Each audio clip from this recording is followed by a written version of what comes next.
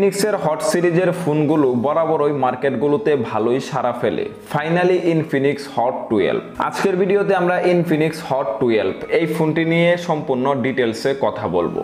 ফোনটি বর্তমানে যে বাজেট সেগমেন্টে মার্কেটগুলোতে পাওয়া যাচ্ছে, এই বাজেট সেগমেন্টে এই ফোনটি আমাদের জন্য কতটুকু ভালো হবে, নাকি এর থেকেও বেটার কোনো অপশন আমাদের জন্য রয়েছে এই বাজেট সেগমেন্টে। তো আপনারা দেখতেছেন ASL Tech Zone। এখনো চ্যানেলটিতে যারা নতুন আছেন অবশ্যই চ্যানেলটি সাবস্ক্রাইব করে দিবেন, আর অলরেডি সাবস্ক্রাইব করে থাকলে থ্যাংক ইউ সো মাচ। প্রথমে যদি আমরা এই ফোনটি আনবক্স করি, তাহলে ফোনের বক্স কন্টেন্টে আমরা পেয়ে যাব user manual, type C USB cable, 18 ওয়াটের fast charger, soft plastic back cover. Finally Infinix Hot 12 ফোনটি। এখন যদি আমরা এই ফোনটির ওভারঅল ডিজাইন নিয়ে কথা বলি, তাহলে এই ফোনটির ব্যাক সাইডে এবং ফ্রেমে থাকছে প্লাস্টিক। ব্যাক সাইডের উপরের অংশে আমরা লক্ষ্য করলে দেখতে পারবো ক্যামেরা সেটআপটি, যার নিচের অংশে রয়েছে ইনফিনিক্সের ব্র্যান্ডিং। ফোনটি 4টি কালারে লঞ্চ করা হয়েছে, ব্ল্যাক, হোয়াইট, ব্লু, গ্রিন। ফোনটির ওজন করা হয়েছে 194.9 গ্রাম। ফোনটিতে সাইড মাউন্টেড ফিঙ্গারপ্রিন্ট সেন্সরকে ইউজ করা হয়েছে। ওভারঅল এই ফোনটির ডিজাইন আশা করি সকলের কাছেই ভালো লাগবে। এই ফোনটির ডিজাইন এক কথায় ওয়ানপ্লাসের যে ফোনগুলো রয়েছে সেগুলোর মতোই করা হয়েছে, যা দেখতেও যথেষ্ট প্রিমিয়াম লাগে। এখন যদি আমরা এই ফোনটির ডিসপ্লে সেটআপ নিয়ে কথা বলি, তাহলে এই ফোনটিতে আমরা পেয়ে যাব 6.82 ইঞ্চির IPS LCDর একটি ডিসপ্লে, যা HD+ রেজুলেশনের, যাতে রয়েছে 90 Hz refresh rate. Display resolution হবে 720x1612 pixels. Display pixel density 259 ppi। ফোনটির স্ক্রিন বডি রেশিও 90.66%। এই ফোনটিতে কিন্তু শুধুমাত্র HD+ এর ডিসপ্লেকে ইউজ করা হয়েছে, এখানে কিন্তু ফুল HD+ এর ডিসপ্লেকে ইউজ করা হয়নি, যার জন্য এই ফোনটিতে আপনারা কোনো রকম কন্টেন্ট যদি প্লে করেন তাহলে কিছুটা শার্পনেসের ঘাটতি আপনারা লক্ষ্য করতে পারবেন। এখন যদি আমরা এই ফোনটির পারফরমেন্স নিয়ে কথা বলি, তাহলে এই ফোনটিতে আমরা পেয়ে যাব Android 12।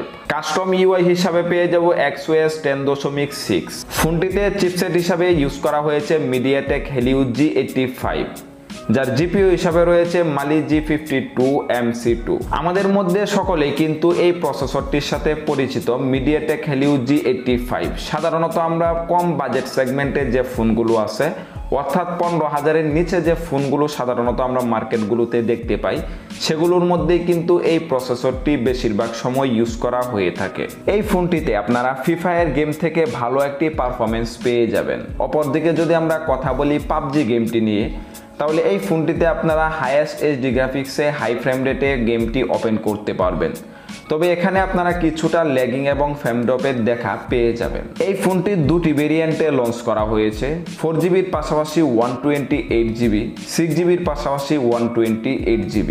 এই ফোনটিতে একটি ভালো ব্যাপার হচ্ছে দুটি সিম কার্ড ইউজ করার পাশাপাশি একটি SD কার্ড ইউজ করা যাবে। এখন যদি আমরা এই ফোনটির ক্যামেরা সেটআপ নিয়ে কথা বলি, তাহলে এই ফোনটিতে আমরা ট্রিপল ক্যামেরা সেটআপ দেখতে পাবো। আসলে এই ফোনটিতে কিন্তু দুটি ক্যামেরাই কিন্তু কাজ করবে, অর্থাৎ 13 মেগাপিক্সেলের একটি ক্যামেরাকে ইউজ করা হয়েছে, যেটি প্রাইমারি ক্যামেরা, অথবা একটি 2 মেগাপিক্সেলের ক্যামেরাকে ইউজ করা হয়েছে, আর একটি হচ্ছে QVGA আই লেন্স। ফোনটির ক্যামেরা রেজুলেশন হবে 4208x3120 পিক্সেলস। ফোনটি দিয়ে আপনারা 30 fps এ ভিডিও শুট করতে পারবেন। অপরদিকে এই ফোনটিতে সেলফি ক্যামেরা হিসাবে ইউজ করা হয়েছে 8 মেগাপিক্সেলের ক্যামেরা। সেলফি ক্যামেরাটি দিয়েও আপনারা 30 fps এ ভিডিও শুট করতে পারবেন।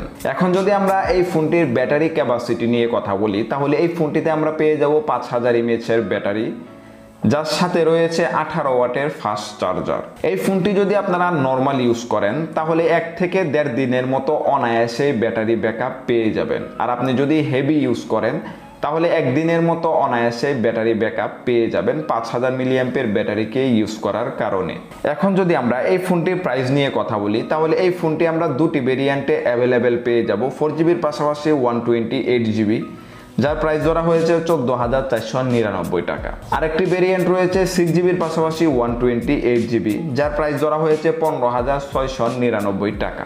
এখন যদি আমরা কথা বলি এই প্রাইস পয়েন্টে এই ফোনটি আসলে আমাদের জন্য কেমন হবে, আপনারা যদি লক্ষ্য করেন তাহলে কিন্তু বুঝতে পারবেন এই ফোনটিতে কিন্তু ফুল HD+ রেজুলেশনের ডিসপ্লেকে ইউজ করা হয়নি। এখানে কিন্তু শুধুমাত্র এইচডি প্লাস রেজুলেশনের ডিসপ্লেকে ইউজ করা হয়েছে। এখানে আপনারা যদি যে কোনো কন্টেন্ট ওপেন করেন তাহলে কিছুটা শার্পনেসের ঘাটতি কিন্তু লক্ষ্য করতে পারবেন। এরপর যদি আমরা লক্ষ্য করি এই ফোনটির প্রাইমারি ক্যামেরার দিকে, তাহলে এখানে কিন্তু অনেক বড় একটি গ্যাপ কিন্তু রয়েছে, কারণ এই বাজেট সেগমেন্টে এর থেকেও ভালো ক্যামেরা পারফরমেন্সের ফোনগুলো বর্তমান মার্কেটগুলোতে কিন্তু অ্যাভেলেবেল পাওয়া যাচ্ছে। কারণ এখানে যদি প্রাইমারি ক্যামেরা হিসাবে যদি 48 থেকে 50 মেগাপিক্সেলের কোনো ক্যামেরা কি ইউজ করা হতো, তাহলে কিন্তু ওভারঅল দিক থেকে ফোনটির ডিজাইন এবং ক্যামেরা পারফরমেন্স সব দিক থেকে কিন্তু বেটার পারফরমেন্স কিন্তু পাওয়া যেত। তো যাই হোক, আপনারা যারা ইনফিনিক্স লাভার আছেন তারা চাইলে কিন্তু এই ফোনটিকে দেখতে পারেন। এছাড়া আপনারা যারা ইনফিনিক্স লাভার না, তারা কিন্তু চাইলে এই বাজেট সেগমেন্টে এর থেকেও ভালো পারফরমেন্সের ফোনগুলো কিন্তু বর্তমান মার্কেটগুলোতে অ্যাভেলেবেল পেয়ে যাবেন। তো আশা করি এই ভিডিওটা আপনাদের কাছে অনেক বেশি ভালো লাগছে। যদি ভিডিওটি ভালো লাগে অবশ্যই ভিডিওতে একটি লাইক দিয়ে দিবেন।